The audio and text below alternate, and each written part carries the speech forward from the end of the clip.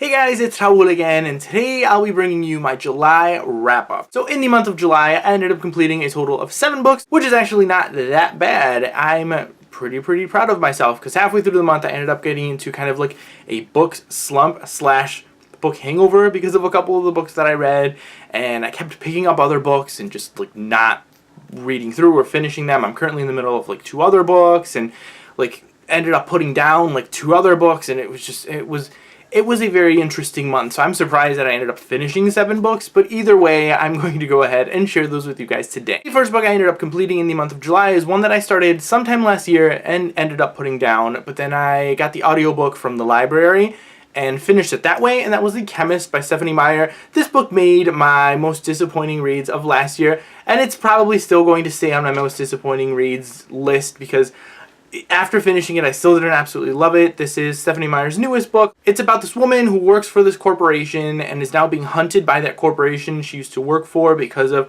kind of certain things that happen that make her now be hunted by this company. And she's on the run, and she's been on the run for, I believe it's like 2 or 3 years at this point. And it's following her story as she kind of gets a new job, and she's kind of iffy about this new job that she got from this company. Apparently she's being told that the people who are out to get her are no longer in charge of this company anymore, and that there's no one out to get her, and that she's, you know, she can stop running, blah blah blah. It was okay. It was a fun read for a couple of moments here and there. It was just not the greatest book. Like, the one main thing that I ended up kind of really hating about this one was the romance. I absolutely hated the romance. That's the whole reason why I ended up putting this book down the first time, was the romance, because I hated it, and I hated kind of that insta-lovey feel between these people. I just wasn't feeling it at all. And even after finishing it, I'm just like, I didn't really enjoy it. I think in the attempt for Stephanie Meyers to add kind of diversity within some of her kind of smaller side characters, she just ended up falling into stereotyping, and I just did not enjoy that at all. Overall, in the end, I just ended up giving this a 2.5 out of 5 stars or so. It was okay. I don't hate myself for reading it, but either way, yeah, it's definitely more of like a library book. Pick it up from the library, don't waste your money, kind of thing. Then after that, I read one of my favorite books of the month, and I'm super excited about that because after reading The Chemist, or finishing The Chemist, I needed something that was going to get me kind of back in the mood of reading, and that was The Crowns of Crosswalk by D.E. Knight. I've done a full review on this one already, so I will link that down below for more of my like detailed thoughts on this one, but I loved this book. I gave it a 5 out of 5 stars. It's kind of like a mix between like Harry Potter-ish kind of story where it's this girl who goes to this magic school, but that's kind of like where the similarities stop. It's got a lot of like unique elements in there to make it kind of stand on its own. And I loved this one. I loved our main character, Ivy, in this one. I loved all the side characters in the story. Everything that was going on. The writing was just beautiful, whimsical, like magical. I loved this one. Like I said, I'll leave my review link down below for more of my thoughts and everything on the plot and breaking things down. I'm not going to go into it in this wrap-up, but either way, I loved it. If you guys love Harry Potter and love middle grade fantasy, I highly recommend this book. Then after that, I ended up reading another amazing book, and that was It Ends With Us by Colleen Hoover. I think this is probably the reason why I ended up getting into such a big kind of book hangover, because I read The Crowns of Crosswalk, and then I read It Ends With Us, and these were probably like my 2 absolute favorite books of the month.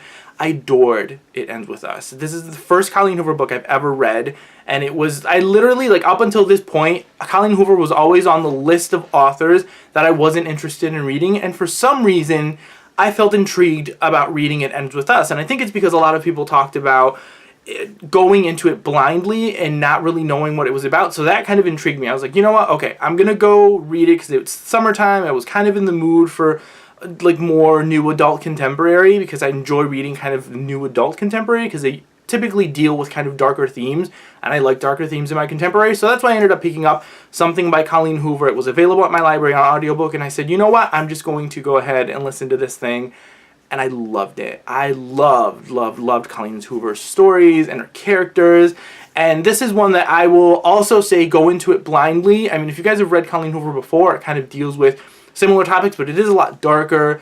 There are a lot of trigger warnings with like abuse and rape and like drug use and that kind of stuff, but it is awesome. I love this book from beginning to end. I ended up picking up a copy for myself, and my wife is currently reading it, which is why I don't have it with me, because she took it with her to work today. And she's also loving it, and I'm just so excited that I finally discovered Colleen Hoover, and I want to read like all of her stuff now, because this book was absolutely fantastic. After that, I ended up picking up A Study in Charlotte by Brittany Cavallaro. This is the first book in a series. I don't know if it's a trilogy or how long it's going to be. It follows the great-great-great-granddaughter of Sherlock Holmes and a mystery that's kind of going on at her school. And yeah, it's just kind of like very generic mystery. If you guys are fans of Sherlock Holmes, it's probably going to be something that's going to appeal to you guys a lot more than it did to me. Because for me, I thought it was okay, but there was nothing that I was really overly impressed with. I thought it was okay. I thought it was a decent mystery. I was surprised at some points. You know, I liked where things went and the plot went and stuff. I liked the side characters. But it's one of those books that I don't really... It's not going to stick with me. Like, even here, sitting down and talking to you guys about it, I can't remember a lot of the details. I can't remember a lot of the things that happen. I just know that there are murders happening on at school, and she has to solve them, and that's kind of like the basic plot of this story. Like I said, if you guys enjoy Sherlock Holmes and you guys have read those kind of classic Sherlock Holmes, it's kind of like follows that feel of classic Sherlock Holmes kind of thing. So if you guys like that, you guys will probably like this one. But I thought it was okay and ended up giving it a 3 out of 5 stars. Then after that, I read Betrayal at EGOT by Susan Spann. This is the 5th book in the Hiro Hattori or the Shinobi Mysteries series. I've also done a full review of this one, and I will link that down below, but this is another murder mystery. But I loved the fact that this one was set in 17th century Japan, I believe.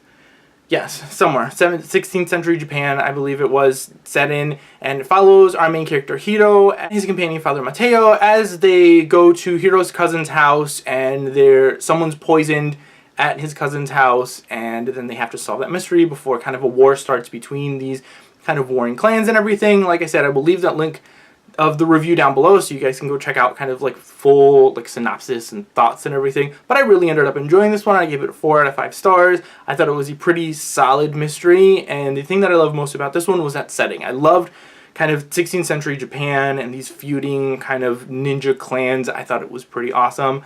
And yeah, I will definitely be continuing on, or at least going back and reading the first 4 books in this series before continuing on, because this book just came out, I believe it was July 11th, and I got this one from the publisher. And then after that, I ended up picking up November 9 by Colleen Hoover, following that kind of I love Colleen Hoover now trend. I picked up another book by Colleen Hoover, and I absolutely adored this one. Also, this follows our 2 main characters, Fallon and Ben, as they kind of meet on the last day of Fallon living in, I believe it's California, is where they live.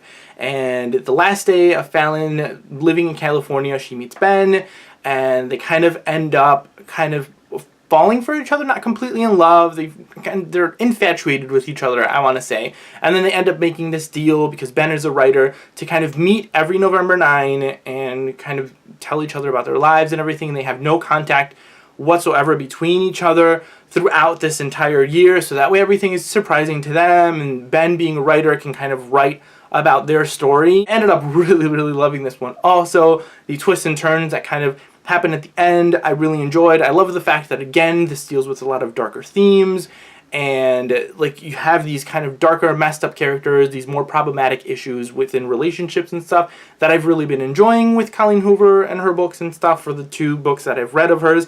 But I really love this one. Again, I immediately gave this one to my wife, and she also read it and absolutely ended up loving it also. And yeah, I love the fact that me and my wife are bonding over Colleen Hoover books. That's a lot of fun. So either way, I love this one. I will read more Colleen Hoover, and yes. And the last book I ended up finishing in the month of July was an ARC that I got from NetGalley, and that was The List by Patricia Ford. And this is a middle grade fantasy, I think it's middle grade, that follows this girl who is a wordsmith, I think they call it in her world. And it's like post-apocalyptic, kind of dystopian, where this world is kind of being censored. Like, they all follow this list, and they can only speak the words on that list. And any other word is kind of deemed a word that could potentially lead to problems. So any kind of problematic words like hope or art or music, that kind of stuff, words that kind of encourage people to be creative or unique, are kind of banned in this world. And you have this kind of main guy named John Noah that is kind of is the savior of this world. Like, he saved everybody from this thing called the melting, and is now running this place called the Ark. and is controlling everyone's words and stuff because he says that things are going to get terrible if everyone is kind of given the option to be creative and stuff. So I thought it was a very, very unique concept. Our kind of biblical influences from like the synopsis that I told you, having like John Noah and the Ark and the melting, which, you know, has to do with like water and stuff. You have like this kind of twisted story of Noah and the Ark that's kind of being like portrayed in this book. But I wasn't overly impressed by it for some reason. I enjoyed it, and I was kind of like engaged throughout the entire thing, but there was something off about it, and I can't really explain what it is. It's kind of weird. Like, the story was unique, and the concept was unique, but nothing blew me away. Like, nothing that was happening throughout the plot was overly exciting. I enjoyed the writing, but it was weird kind of having these people talk like cavemen, basically, because there were so many words they couldn't use that it literally sounded like their conversations were of cavemen. Our main character, Letta, though, being a wordsmith, is allowed to kind of like use more of her proper language, but when she's speaking to everybody else who speaks in lists is what they call their language, hence the title, The List. She's kind of talking in like this like shortcut kind of caveman-y kind of conversation. It's weird, and I think that's kind of what put me off from this book, is just that like it was just weird. Their conversations were weird because they weren't allowed to use so many of these words. But other than that, it was enjoyable. I thought it was fun. I still ended up giving it like a 3.5 stars or so. I thought this was a standalone going into it, but then I found out that it's like part of a series. Like, the way it ended, I was like, this is definitely part of a series. Goodreads didn't say it was part of a series, but this is most likely going to be part of a series. And I'm somewhat interested, but I don't know if I'm going to rush out and pick up book 2 after reading this one, because like I said, I wasn't overly impressed with book 1. Yeah, I don't know. We'll see about that, but thankfully this was just an arc. I think this book recently came out. I believe it comes out on August 9th, I think, or it might have been the 11th. Either way, it comes out sometime this week. So yeah, guys, that is it for everything that I read. There were a lot of other books that I picked up and just put down, and they were library books, so I like returned them already, so I'm not going to talk about them. So yeah, that was it. It was a weird month. July was weird. Like I said, I started out with a slump, and then I went into hangover, and then like now I'm sort of back in the groove of things, but we'll see what happens. Comment down below, let me know if you guys have read any of these, and yeah, that is it. Thank you guys all again for watching, and I will see you all next time.